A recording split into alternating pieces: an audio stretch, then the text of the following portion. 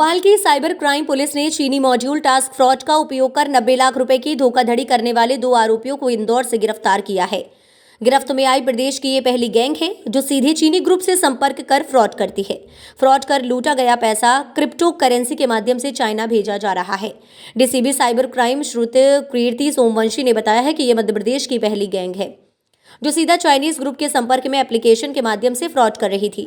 नौकरी का झांसा देते हुए फर्जी बैंक अकाउंट के माध्यम से कई लोगों के साथ ठगी करते थे और ये पैसे क्रिप्टो करेंसी के माध्यम से चीन में एक ग्रुप को भेज देते थे। अभी पुलिस इन आरोपियों से आगे की पूछताछ कर उनके पूरे गैंग को पकड़ने का प्रयास कर रही है। दरअसल इस तरह के मामलों में ये देखने को मिला है कि सरकारी एजेंसीज की जो साइबर सिक्योरिटी की क्वालिटी है वो एट पार नहीं है।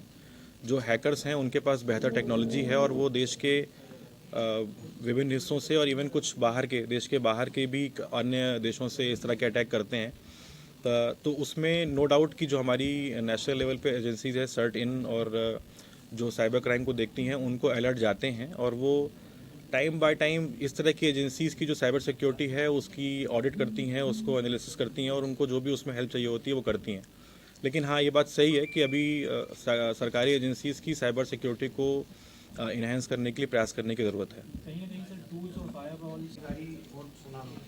बिल्कुल, बैंक अधिकारी और सुनारों की और साथ में जिनके नाम पर अकाउंट खोले गए हैं उनकी जो प्राइमरीली जो लिंक निकल के ये आया है कि लोन के लिए जो लोग एलिजिबल नहीं हैं गोल्ड लोन के लिए उनको ये लोन दिए गए हैं।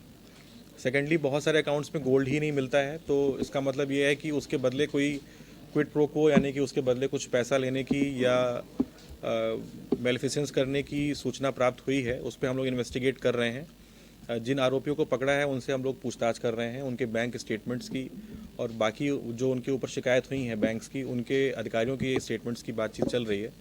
इसके बाद उसमें ये निकल के आएगा कि उसमें कितने पैसे उन्होंने लिए हैं या उन्होंने किस प्रकार का अनुचित लाभ जो है वो ग्राहकों को दिया है।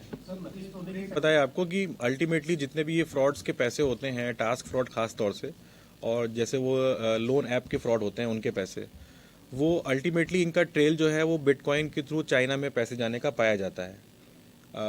जो अकाउंट खोलने वाला व्यक्ति होता है और अकाउंट को यूज़ करने वाला व्यक्ति होता है, उनकी कुछ कमीशन सेट होती है।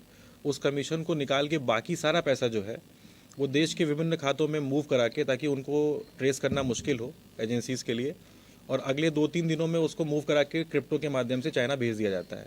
आमतौर पे यही मॉडस ऑपरेंडी पाई जाती है। इस केस में भी यही पाई गई है। सर, बैंक अकाउंट कहाँ से प्राप्त करते हैं, क्योंकि अधिकतर केस